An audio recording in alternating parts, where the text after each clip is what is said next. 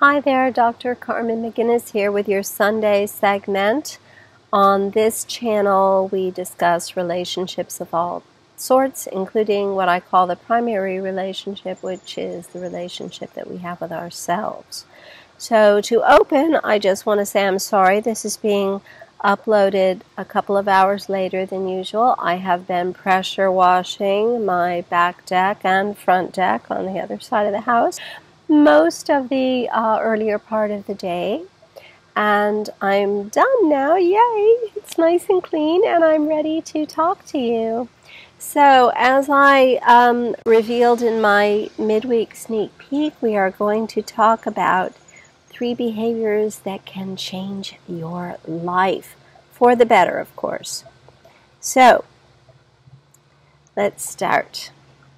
So the first, and I think this one really is the most important, is avoiding. This is the behavior. This is actually what I did my dissertation topic on when I did my doctorate. Avoiding is not good. It's how we cope. It's one way to cope with life's challenges, but it's not good.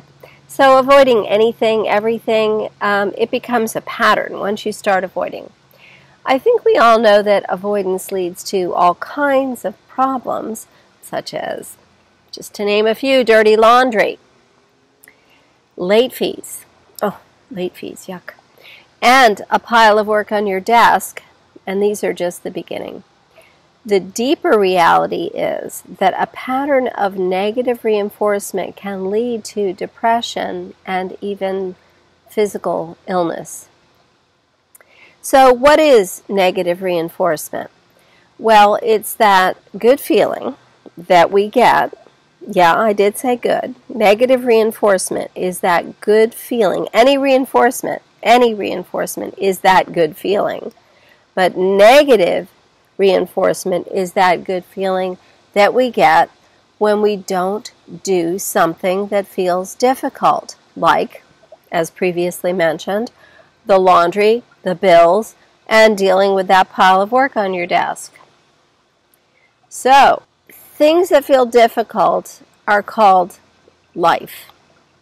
And if it's actually your life, it really needs doing, because if you're not doing the difficult stuff, you're probably not really living life to its fullest. So doing what needs to be done helps us move life along. And of the utmost importance, choose joy instead of depression, as I mentioned a moment ago. That's right, depression is closely correlated with behavioral avoidance. I said it a minute ago, and I'm going to say it again in case you missed it. So just do it. Pay the bills, do the laundry, and deal with that stack of work on your desk. Then, and this part's important because this is what will keep you on that behavioral momentum of doing the difficult stuff. Then, after you pay the bills, do the laundry, and deal with that stack of stuff on your desk, notice how great it feels to be done. And notice the quality of difference between avoiding those things and just escaping. And yeah, that felt good. I'm just leaving. I'm walking away. I'm not going to do that now. Versus getting it done. It's like 2 different things. So notice the differences. That, my friends, is your carrot. The difference. In the difference is your carrot. That's the part that is the reinforcer that will keep you doing the hard stuff instead of avoiding it. So, number 2 in my list of 3 things that will, 3 behaviors that will change your life. Number 2, negative self-talk. Negative self-talk. Oh my goodness. This is so easy to do. Well, we've all been programmed, which is what makes it easy to do. Me too. My mother thought I was the smartest kid in the house. And I'm sorry to any siblings who are viewing this, but you know it's true. My mother, our mother, thought that I was the smartest kid in the house. But that did not stop her from calling me an idiot when I asked her, why don't we go to synagogue? And she said, well, because we're not Jewish. Okay, fair enough, we're not Jewish, but can't we still go, is what I said. And she said, you idiot, go to your room. So she, probably loved me a lot, but moms say things like that, and other people in our world say things like that, and we get bombarded with this negative self-image. So, and I'm kind of making a game of this as much as I can, but so here we are with our programming, and even if our parents loved us to bits, which they probably did, it's still not easy to get past that negative self-talk. So how to do it? Well, like most things, just start. I mean, literally.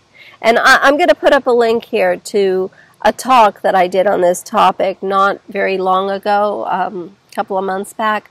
And you can view that, but also you can just start right now, right here, before you click on that link, by saying, I deserve to view this link. And I will. After I watch this video, I will note what the minute is, and I will go back to this minute, and I will view that video because I deserve to.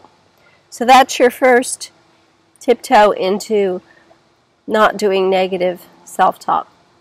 So, number 3 in my list, doing nothing, and then others just decide your life for you. And if you don't participate in your own life, others will be forced to move you along because you're one of the people on the bus. So, you're part of their life, so they're going to have to decide for you if you don't just make a decision. But how, you might ask, how, Dr. McGuinness, how do I make decisions for myself? How do I decide things for my own life? And just like everything else that we do, just start and then expand out from there. So where do you want to go for lunch? Simple question.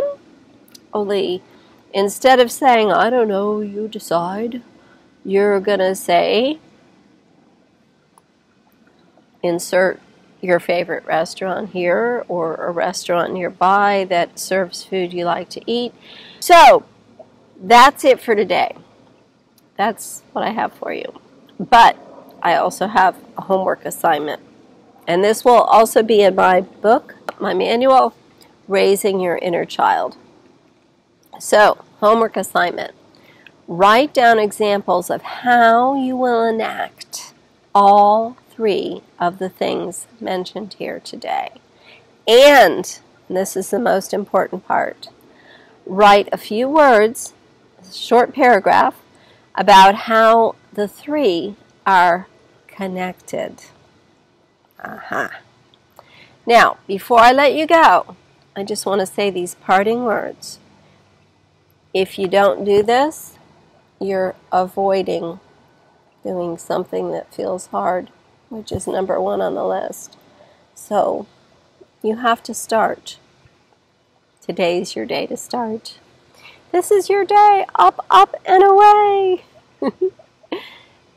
I'll put up the link I mentioned. And thank you for tuning in. Have a wonderful week. And I will see you this Wednesday for my midweek sneak peek. Thank you for tuning in.